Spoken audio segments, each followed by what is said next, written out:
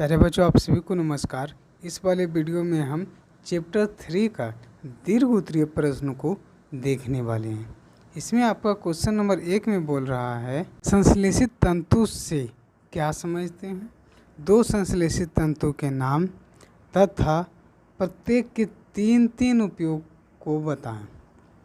अब पहले प्रकाश संश्लेषित तंतु से आप क्या समझते हैं, इसको आप समझाइए। तो इसका आंसर हो जाएगा, जो तंतु रासायनिक पदार्थ से निर्मित किए जाते हैं उन्हें संश्लेषित तंतु कहते हैं। दो संश्लेषित तंतु तथा उसके प्रत्येक तीन उपयोग इस प्रकार हैं।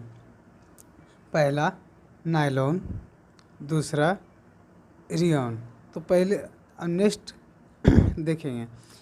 पहला नायलॉन के 3 गो उपयोग लिखेंगे। कपड़ा पहनने के पहनने के कपड़े बनाने में, टूथ ब्रश जिससे आप ब्रश करते हैं वो टूथ ब्रश बनाने में, मछली पकड़ने के लिए जाल बनाने में, जिससे जाल बनता है वह जो है नायलॉन का बना होता है।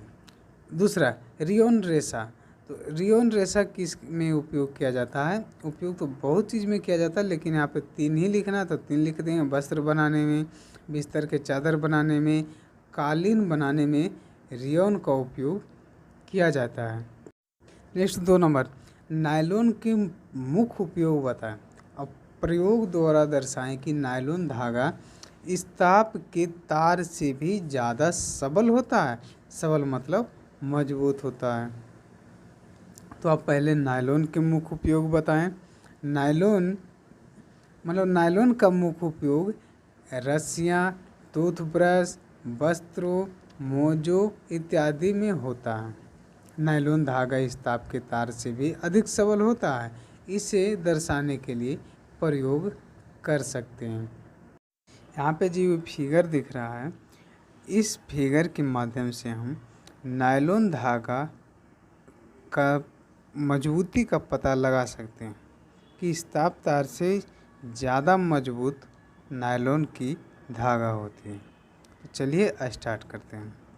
तो इस फिगर में जो आपको दिख रहा है वही सारे चीज़ों को लिखना है, ज़्यादा कुछ नहीं लिखें। तो इसके लिए एक शिकंजा सहित लौह स्तंभ लिया जाता है। ये जो लंबा वाला लाइन दिख रहा है ये जो है शिकंजा सहित है, मतलब एक लोहा का रड है, ठीक है। और इस रड में लगभग 60 मीटर लंबी नायलॉन धागा लिया। इसके स्तंभ के शिकंजे से इस प्रकार बांधते हैं कि धागा जो है स्वतंत्र रूप से लटका रहे। मतलब इसकी एक छोर, ऊपर वाले छोर को जो हम बांध देंगे रड के मदद से, तो नीचे वाले छोर हुआ स्वतंत्र रूप से लटका हुआ रहता। मतलब नीचे वाले पार्ट को नहीं बांधना है।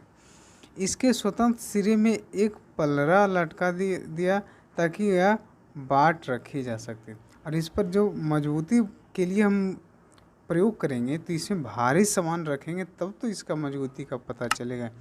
तो भारी सामान रखने के लिए सिर्फ धागा में नहीं बांधेंगे, उस धागा से एक तराजू का पलरा लटका देंगे और उस पलरा पे हम वजन रखेंगे तो उसका मजबूती का पता चलेगा। पलरे पर एक एक करके उसे बाट तब तक रखें जब तक धागा का टूटे नहीं। मतलब वजन को बढ़ाते जाएंगे, एक ऐसा स्थिति आएगा जिसमें कि धागा टूट जाएगा। उससे पता चल जाए कि इस जो तार लंबाई धागा है, धागा का जो क्षमता है वो कितना भार सह सकता है। जैसे जैसे भार को हम बढ़ाते जाएंगे वैसे नोटबुक पे लिखते जाएंगे। अब इस्पात की समान लंबाई और करीब लगभग मोटाई के तारों के साथ प्रयोग को दोहराया, जिससे यह पता चले कि नायलॉन को तोड़ने के लिए आवश्यक भार इस्पात को तोड़ने के लिए आवश्यक भार से ज़्यादा है। इससे पता चलता है कि नायलॉन का तार इस्पात के तार से अधिक सबल है, मतलब मजबूत है। जितना भार हम उसमें धागा के लिए प्रयोग किए थे उतना ही भार हम इस्पात के तार के लिए प्रयोग करेंगे और देखेंगे कि वह जो है कितना भार तक वह इस्पात का तार थम सकता है और कितना भार धागा सह सकता है। अतः इस प्रयोग के द्वारा हमें पता चलता है कि नायलॉन जो है, नायलॉन का धागा ज़्यादा सबल है। ठीक है प्यारे बच्चों, देखते हैं नेक्स्ट क्वेश्चन। संश्लेषित तंतुओं से क्या क्या लाभ है, विस्तार से चर्चा करें। तो संश्लेषित तंतु से कई लाभ हैं। संश्लेषित तंतुएं सरलता से उपयोग में लाने वाले सबल, अपेक्षाकृत कम लचीली, आकर्षक डिजाइन में उपलब्ध तथा कम देखभाल करने वाले होते हैं। यह जो धोने पर शीघ्र सूख जाता है और यूनान प्रतिरोध होने के कारण धोने पर यह नहीं सिकुड़ता है, अतः इन पर प्रेस करने की आवश्यकता नहीं होती है। इसलिए संश्लेषित तंतु का लाभ हम इस तरह से उठा सकते हैं। नेक्स्ट 4 नंबर क्वेश्चन आपका बोल रहा है, प्लास्टिक क्या है, 2 ऊष्मादृढ़ प्लास्टिक के उदाहरण दें तथा इनके उपयोग को विस्तार से समझाएं। तो आप पहले प्लास्टिक क्या है इसका डिफिनेशन डालते हैं।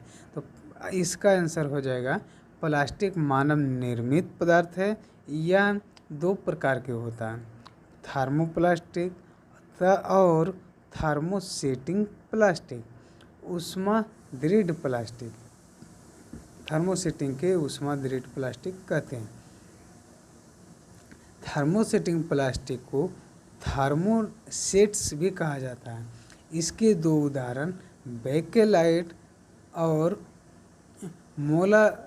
मोलामाइट है।